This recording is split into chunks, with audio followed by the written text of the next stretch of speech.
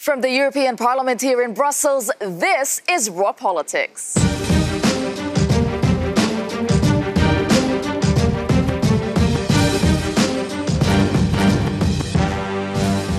Thank you for joining us tonight, and this is what we have for you on the menu. Parliament's Me Too moment. Victims of sexual harassment, including interns and assistants, share their stories online. Banning plastics. Europe's environment ministers take aim at your forks and straws. Saving Europe. Marine Le Pen lashes out at so-called enemies of Europe in Brussels. Brexit standoff. Who will blink first in high-stakes negotiations between the EU and the UK? And mocking May, did Jean-Claude Juncker impersonate the UK PM?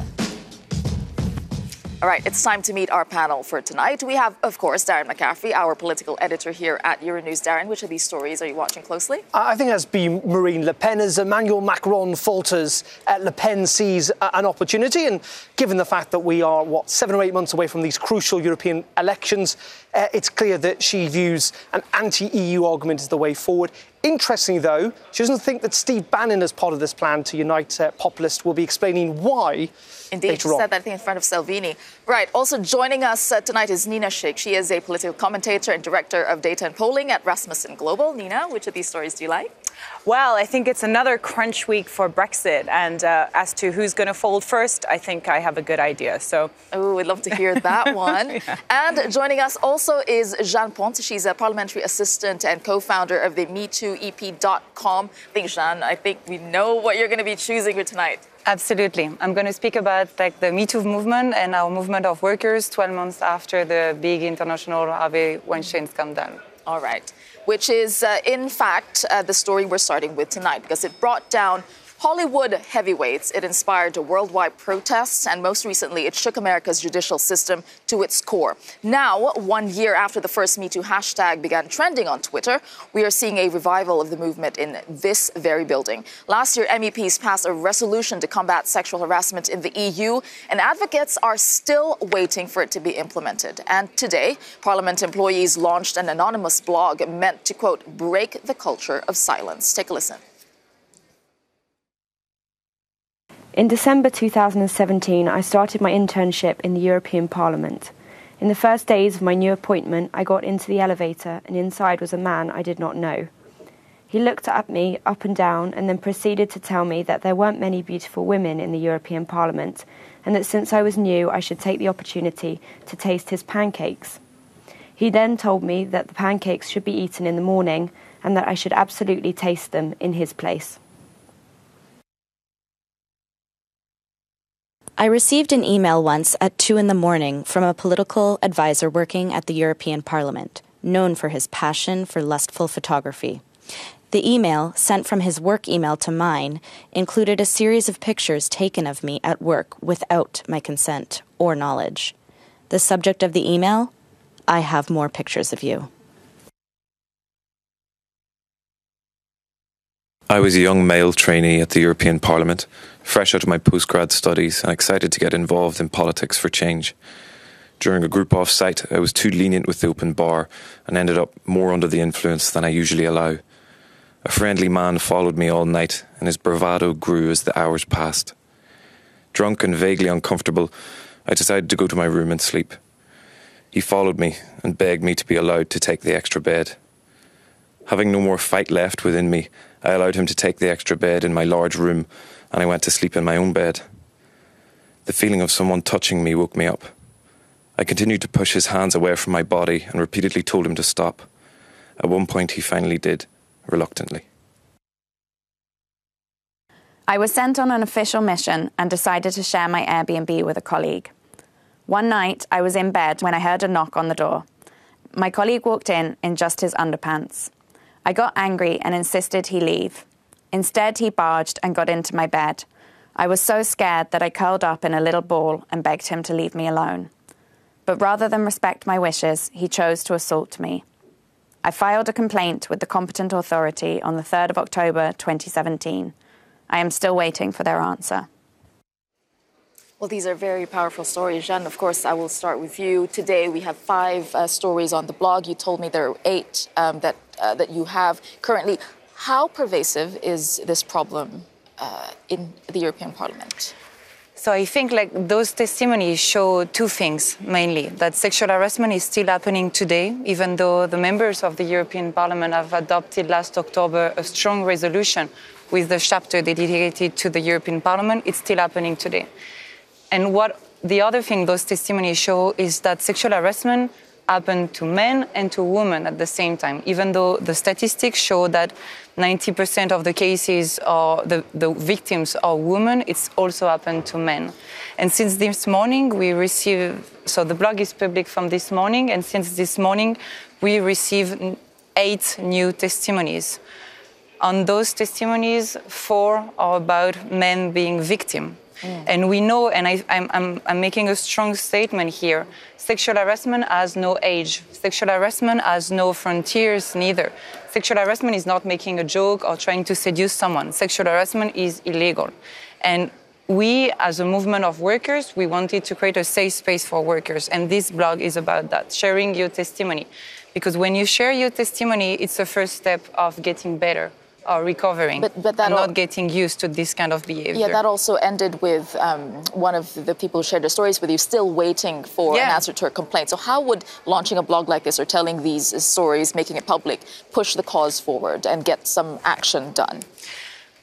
We want to raise awareness on the culture of silence and impunity. And what we see, of course, like the main focus will be about the testimonies because they are strong and powerful. But on our blog, there is also all the resources for people in order to get help. Because we know that the most essential thing is to no one to be alone in this experience. So in this blog, you will also have all the contact, internal contact or external contact of association dealing with sexual violences. Or also how to formally lodge a complaint, because we also know this is really hard, qualifying sexual harassment. Yeah. And defining in your daily life what is sexual harassment is a big challenge, getting the evidence as well. Yeah, so Nina, what do you think is the biggest hindrance, I think, to getting some action on sexual harassment? I think it's implementation. Yeah, absolutely clear that there have to be consequences for this kind of behavior. This is intrinsically about power structures, so it affects any age, any gender, multiple industries. So just as we see it in politics, we saw it in Hollywood, unsurprisingly, we even saw it in the world of international development aid. So it cannot be that known perpetrators, for example, there was a report that came out recently by the British government looking at the charity sector where known sexual harassers were quietly moved on to another job because, it was too much of a scandal to be associated with this kind of thing. So there have to be clear consequences. And I think what is also very important for this debate is to distinguish what falls under the whole Me Too sexual harassment big frame, if you will, because an inappropriate comment, whilst obviously not appropriate, is not the same thing as violent assault. And I think there needs to be a terminology to deal with each of these offences appropriately. Right. And I think that's in some ways part of the problem with what has grown up over the last year or so. I think in many regards the Me Too movement is about what you've talked about and today in Parliament. It's clearly also part of this wider movement about power. And I think it's 3 things to a degree. It is about trying to correct the wrongs of history, or the wrongs of what happened in society today, particularly that power imbalance that still exists between men and women. Hence why men like myself feel, uncomfortable talking about it, but that is it. I think second of all, the Me Too movement to date has been about giving victims or survivors the chance to tell their story. And actually what has been interesting over the last year or so, and what this blog is trying to do, is to give people who have not had a voice in the past that voice.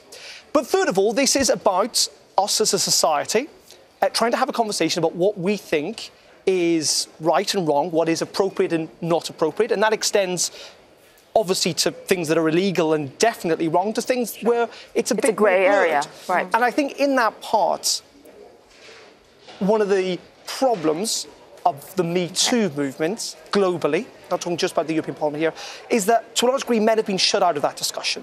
And I think that's been to the detriment, because ultimately not only are men sometimes the victims of inappropriate behaviour, but ultimately they have to be part of the solution, and they have to be part of the conversation. I think to date there's been an attempt by some to essentially shut men out, and I don't think that's helpful, because ultimately this is it's a big societal shift that has to happen, but it has to happen with everyone. Absolutely. So men being part of the conversation, a point being made. And there are other opinions, obviously, in this debate, because support for the Me Too movement hasn't always been homogenous. One of the most well-known examples of this is a backlash to the movement. It was in an open letter to Le Monde earlier this year. It was penned by the actress Catherine Deneuve and a group of 100 prominent French women. It said, what we are once again witnessing here is the Puritanism in the name of a so-called greater good, claiming to promote the liberation and protection of women only to enslave them to a status of eternal victim and reduce them to defenseless praise of male chauvinist demons.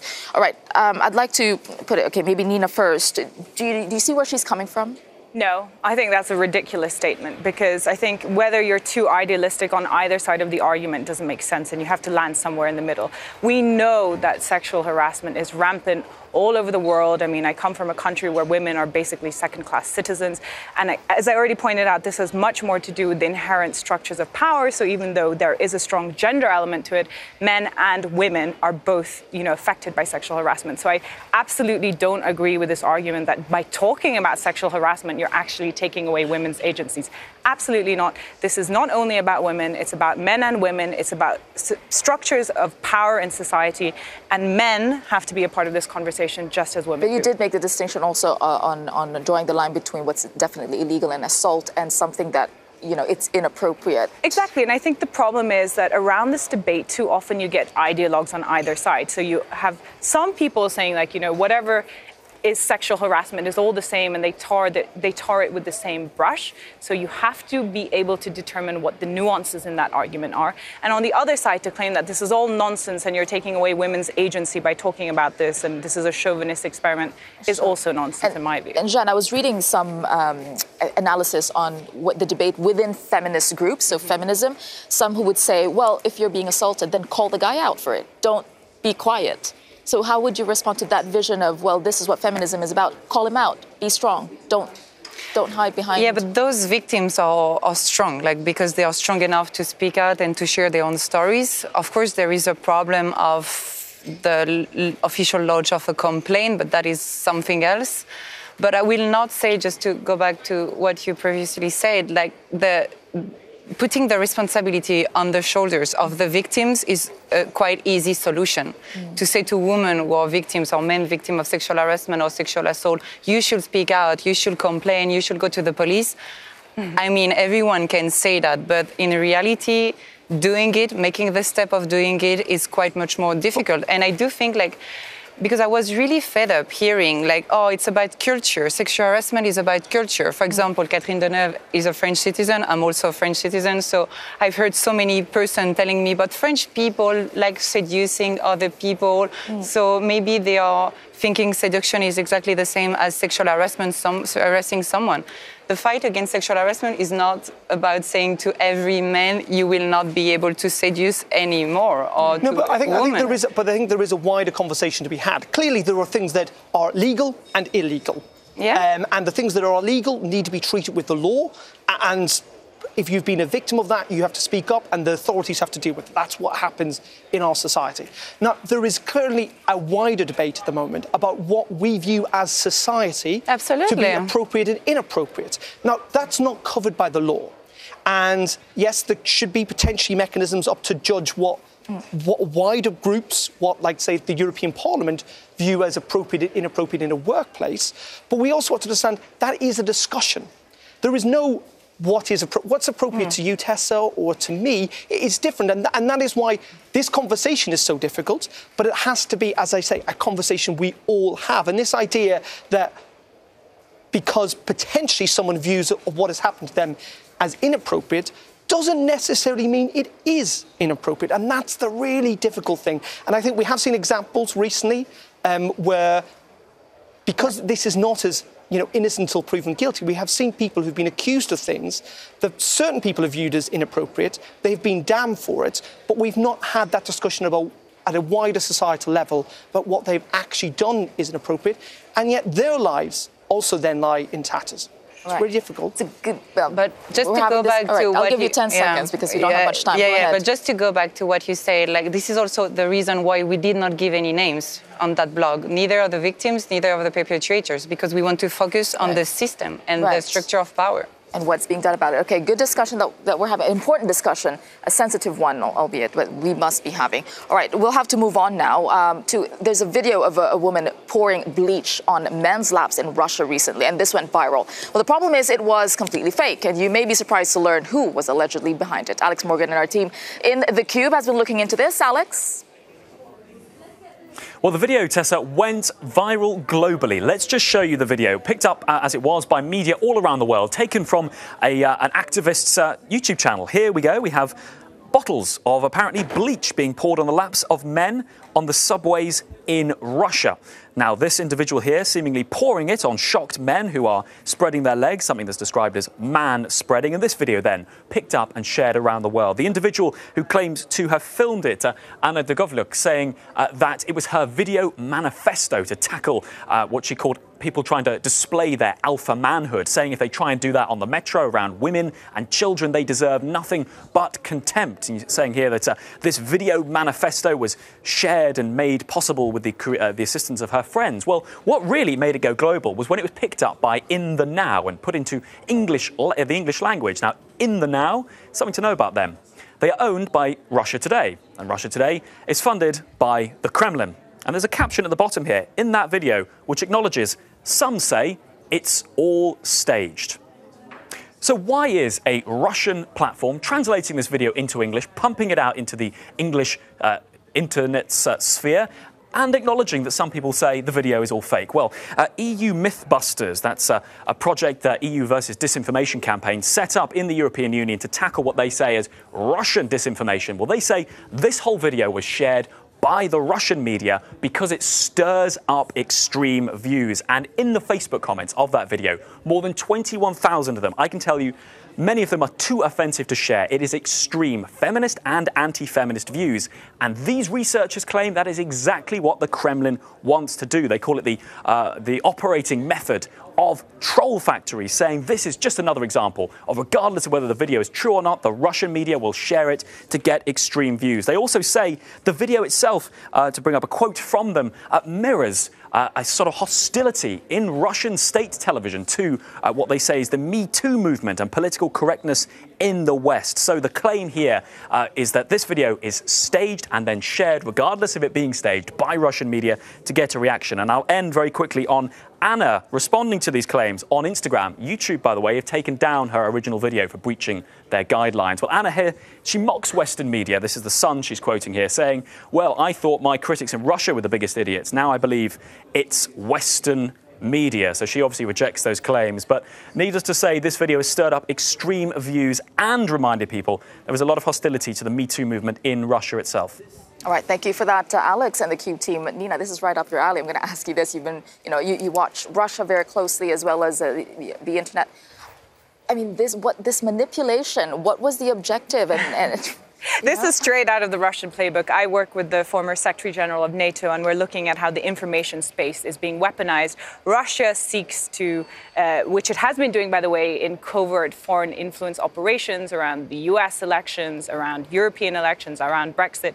It is in Russia's interest to seek to divide and conquer its, well, not enemies, but, But on an issue like the Me Too movement or feminism. Absolutely, but these are the issues that have become so highly partisan in Western politics now. Issues around identity, issues around race, issues around immigration. So and gender. And gender, absolutely. So as these issues become more and more,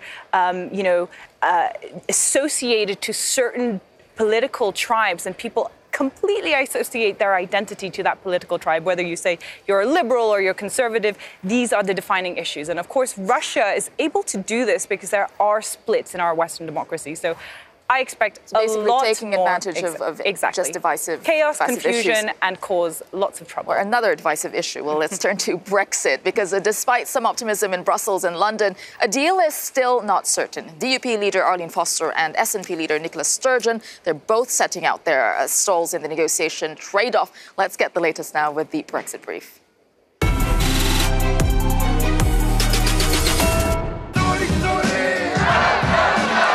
Keeping the dream alive. just days after tens of thousands took to the streets of Edinburgh in a show of support for Scottish independence. Nicola Sturgeon takes to the stage of the Scottish National Party conference in Glasgow. Going into the conference, the SNP leader once again raised the prospect of independence, contrasting it with political deadlock in Westminster. Meanwhile, the leader of Northern Ireland's Democratic Unionist Party is in Brussels this week for 3 days of Brexit talks. Arlene Foster is meeting with Michel Barnier and representatives of EU member states. There's hope of a compromise on the Irish border. A breakthrough there would clear one of the last obstacles to a Brexit deal. Back in London, a boost for Theresa May. The percentage of Brits who have confidence in Theresa May's ability to get the right Brexit deal is up by 22% from last month and since her speech at the Tory conference. That's according to a poll by ORB International. Although a slim majority still thinks she won't deliver. The British public is perhaps hoping that May's famed fancy footwork can clinch a Brexit deal. Darren, you've been doing the rounds here in Brussels. I mean, should we be optimistic? What's going on? Well, it's really interesting. I think the mood music that we saw at the weekend from people like Jean-Claude Juncker and Donald Tusk, I think was a bit of political game playing by the European Union, almost to put the pressure back on Theresa May in order to try and mean that if there was no deal, it would be, of course, her fault. I think interesting today we saw the DUP leader, Arlene Foster, here in this Parliament, where she gave a press conference and reiterated her red line, as she put it, that there should be no border in the Irish Sea, separating Great Britain from Northern Ireland. Her point is that she does not want to see any extra checks. Now, there had been a thought process that we're going to see an alternative plan on this issue of the Irish border from the British government in the next couple of days. There are now rumours that that might not happen because ultimately the DUP, bizarrely, even though they only represent 30% of the people in Northern Ireland, even though Northern Ireland as a whole voted to remain inside the EU, if they do not like this deal, they have got the votes in the British House of Commons to essentially dump any deal that Theresa May signs with Michel Barnier, and that's why they matter. And as for Scotland, clearly one politician's problem is another's opportunity, and Nicola Sturgeon clearly views this as a chance to ramp up the independence argument, though there were a whole series of opinion polls at the weekend. It still shows that if there was a referendum tomorrow, for example, independence would not pass, but if there was no deal when it comes to Brexit, it might just do. So that's how big the stakes are for the British government. I'll go to Nina because you said you had an idea on who's going to blink first. I'd like to know. Well, I think as is consistently proven to be the case in the past 2 years of negotiations, when you pit 1 against 27, the 27 tend to win. So I think the UK will blink first. I mean, but I have to agree with what Darren is saying, despite, all the will they, won't they, no deal kind of talk.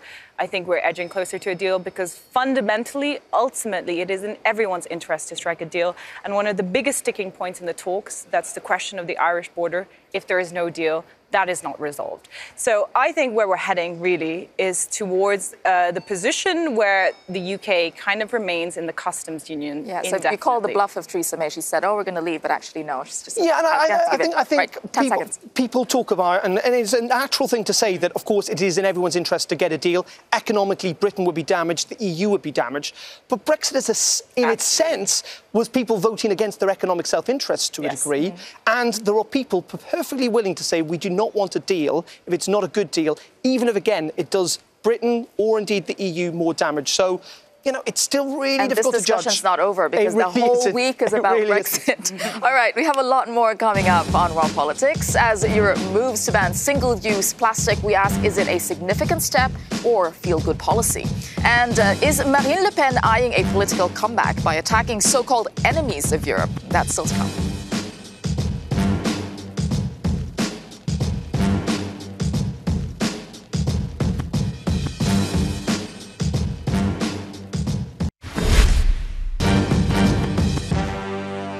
Welcome back to Raw Politics. Now, the stakes are high today in Luxembourg as the EU's top environmental body meets to vote on a range of issues that could transform Europe's ecological future or not. Environment ministers arrived for the EU Environment Council meeting, often in large German cars and people carriers. They're hoping to hash out a plan to tackle climate change by curbing CO2 emissions. The Commission and the Parliament are still at odds on what the target should be for 2025 and 2030, and the German automotive lobby has a lot to say on the topic. Austria's Environment Minister will also tell her counterparts that she is keen to wean Europe off of single-use plastics. Well, let's look at what they're proposing for this so-called plastics ban. The aim is to target the 10 single-use plastic products most often found on Europe's beaches and the seas. The list includes 10 items from cutlery to balloons and tampons. Together, these make up 70% of all marine litter. But a ban is only being proposed for 3 out of the 10. And for the rest, the suggestion is that producers will take responsibility for the cleanup or the raising public awareness about the environmental impact. All right, joining me in the studio to weigh in on this, we have our political editor. He's still here with us, Darren McCaffrey. We have Green MEP Marco Affronte and Kevin Stairs from Greenpeace and the Rethink Plastics Alliance. All right, I'll start with you, Kevin. As we saw, this is not really a ban across the board. Is this enough, or is this just feel-good policy? Right. It's a step in the right direction, but it's certainly not enough. There's far too little ambition in the proposal. When you look at the seriousness of our plastic pollution crisis, it is completely out of control. We have the equivalent of a garbage truck, a municipal garbage truck, packed full of plastic waste being dumped in the oceans every single minute. This has got to stop. But fortunately, there is a good solution.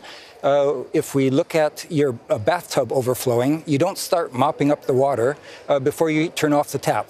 So the first thing to do is start to reduce the production and consumption of plastic, and in particular, the single-use plastic items. This throwaway culture has to end, and it is possible through reduction targets and bans. So the proposal really needs to be improved. Hopefully the Parliament can do that.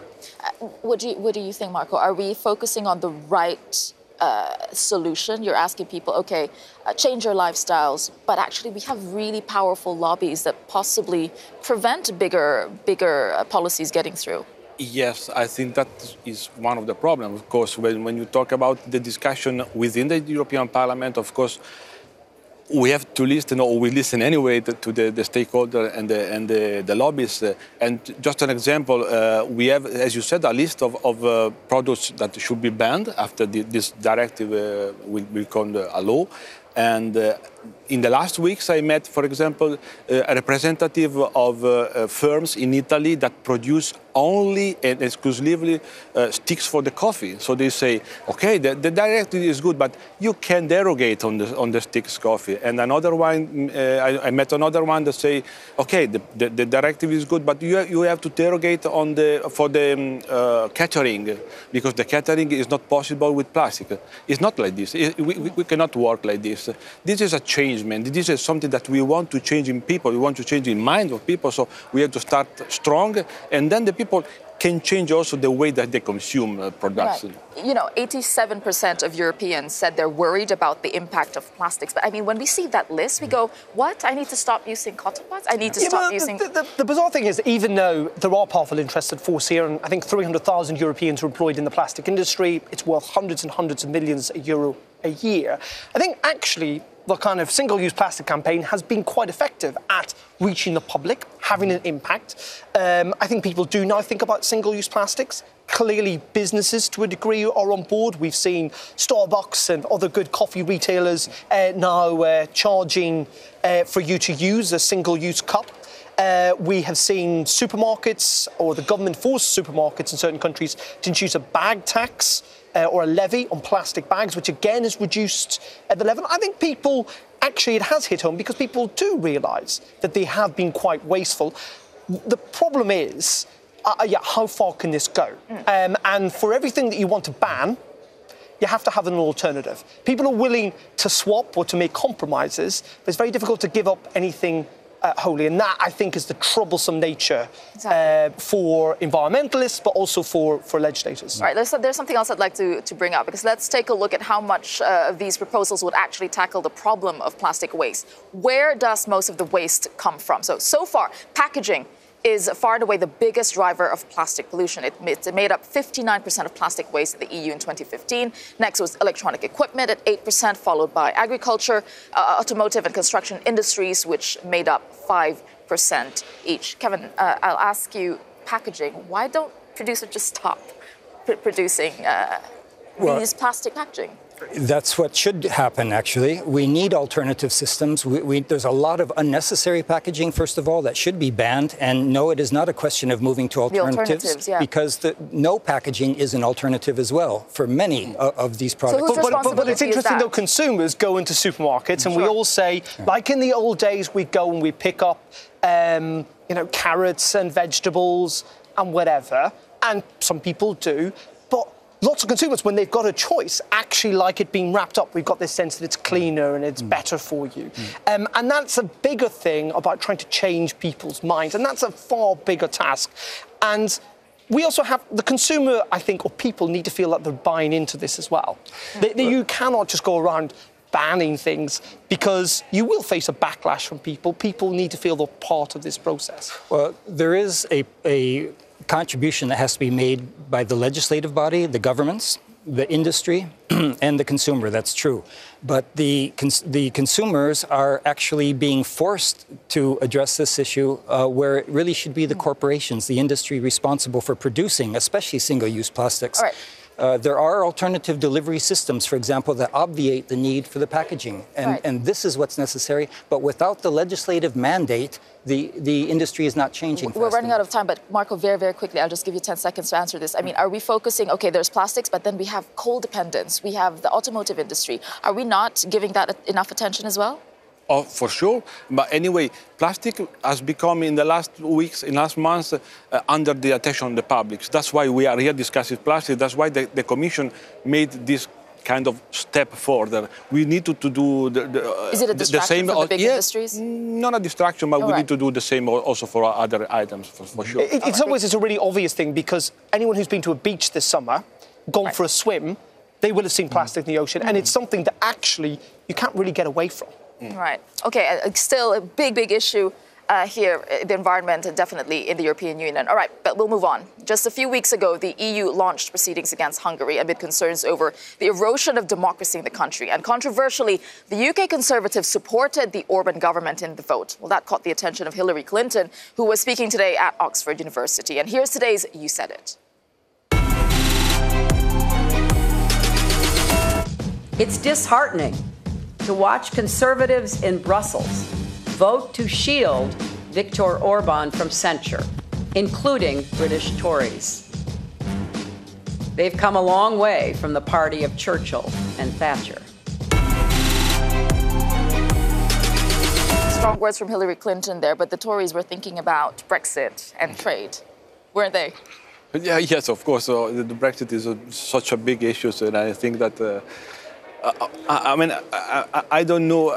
I don't reply directly to your question, but I don't know if at the moment, if we ask the people of the UK, they are still happy with the decision that they took some years ago, because you know how many consequences is. Was there merit in that decision? I think what's interesting is actually almost the regret within the Conservative Party about allowing this to happen. They faced a big backlash, not least from the Brexit-supporting Conservative press in the UK, who thought, the mantra of Britain may be leaving the European Union, but is not leaving Europe, and it should stand up to people like Viktor Orban, actually has rung through. And I think probably in retrospect, the MEPs possibly regret it. Now, the Conservative Party say that they make their own decisions. Downing Street were not involved in telling people what to do, but clearly you're right. Brexit had a part to play in the mindset of their MEPs, who currently, it must be said, Britain are looking for all the allies they can get inside the European optimistic Union. This week, but that week I remember in Strasbourg there's a lot of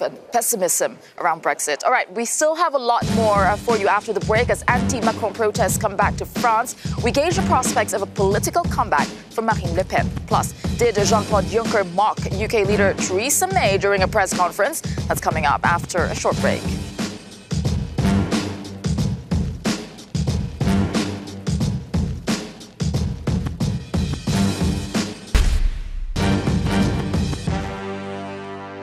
Welcome back to our politics. French President Emmanuel Macron hasn't had an easy time of it recently. He's faced scandal after scandal, lost countless cabinet ministers, and seen his popularity in a freefall. A cabinet reshuffle later today was supposed to draw a line under all of that, but it seems people might not share his enthusiasm. In major cities across the country today, crowds of angry people rallied against Macron's social policies. People of all ages, from students to retirees, turned out in force to attack policies they say target the weakest and the poorest. It's the first nationwide demonstration since June, when strikes crippled the country. All right, Macron's recent woes come as it appears his main rival, Marine Le Pen, is back in the headlines. Yesterday, flanked by Italy's Deputy Prime Minister Matteo Salvini, the pair set out their joint front against Brussels. They said the upcoming European elections would be a revolution. Or, nous sommes aujourd'hui à un moment historique. C'est l'histoire avec un grand H qui va s'écrire au mois de mai prochain. C'est l'émergence d'une Europe des nations, d'une Europe du respect, d'une Europe des protections, c'est-à-dire celle pour laquelle nous nous battons depuis de nombreuses années, notamment avec Matteo Salvini. I nemici dell'Europa sono coloro che sono asserragliati nel bunker di Bruxelles. I nemici dell'Europa, dei popoli europei, della felicità dei popoli europei sono quegli Juncker, quei Moscovici che hanno portato precarietà e paura in Europa e si rifiutano di mollare la poltrona. Stiamo lavorando per restituire il futuro a 500 milioni di cittadini europei, francesi e italiani in primis. I'm joined by Darren McCaffrey, our political editor at Euronews, Nina Schick, she's back, Director of Data and Polling at Rasmussen Global, and Marco Affronte, an Italian MEP with the Greens. Nina, I'll start with you because you did work on Macron's campaign, I believe, right? So now, a comeback for Marine Le Pen, and what would that mean for Macron? I think Macron inevitably was facing an uphill struggle because, you know, he swept the Elysée on this promise of hope and change, much like Obama. So his task, you know, what he had to deliver was, first of all, not deliverable for one man and one government. So he's already fighting a losing tide with that. And second, the problem is that a lot of the big reforms he envisaged when it came to Eurozone reform didn't happen because Germany was not in the right place, the EU was not in the right place. So it's very easy for his political enemies. So it's perfect for Le Pen again. Yeah, of course it's perfect for Le Pen. But interestingly, I think, as somebody who's analysing how Russia is, what they're doing against the West, this is almost a tactic out of Russia's playbook. So if your politics has no hope for the future, you need to create an enemy. And where Russia did that for the West, the populist parties are, of course, doing that to the EU. Of course, the EU has inefficiencies. Of course, the EU as a body and an institutional body can be improved. But to blame the EU for all of a country's woes, like Marine Le Pen or Salvini are doing, is just But isn't part of the problem, though, Macron has not helped himself? I mean, newspapers are now doing the top 9 Macron gaffes. I mean, yeah, undeniably, I'm not saying that Macron's had a great time. And, I mean, he does seem to be... His pomposity, shall we say, does not seem to help him, whether... but, I mean, what I'm saying is that he was facing an uphill battle. Circumstances in the EU did not go in his favour. And finally, let's not forget that every French president, after a while, starts to become unpopular. It seems like Did you say strikes in France? Oh, never heard of that. And, you know, what's interesting, you say that this is an opportunity for those who are pushing a populist agenda. But then here we saw Marine Le Pen distancing herself from Steve Bannon, who wants to unite, you know, populist groups, in front of Salvini. I mean, they're not looking very united, are they? I mean... No, they are trying to build something, I think, but they are not a very clear plan. They are not something in mind that is a real construction of a future for Europe. As Salvini said, we are working for the future of Europe. Do you think he will align with Steve Bannon? Sorry? Do you think Salvini will align with Steve Bannon? It's always difficult to say what is thinking Salvini. I don't know. If we see some kind of payback in this alliance, he can do it. But at the moment, I don't think it's an option. But I don't know. Really, it's difficult also for me. I am Italian, as Salvini, to understand what is in the mind of Salvini. Yeah, I find that interesting. What game do you think Le Pen is playing by distancing herself? Well, you could say in some ways it's quite ironic that nationalists across Europe are trying to unite on a European level to take on Europe. I think in part they do kind of need to organise, and Le Pen is right in the sense that the next year's elections are going to be crucial, these European elections. Clearly, populists across Europe see this as a chance to essentially get inside the beast of the European Union and try and destroy it from within. But Bannon, in her mind, isn't part of that because he's American. He's not French. Well, that is a good reason, I suppose. European. All right, it's time for today's Raw Moment, and there's mounting evidence that Brexit negotiations could turn into a dance-off between Theresa May and Jean-Claude Juncker. Let's take a look.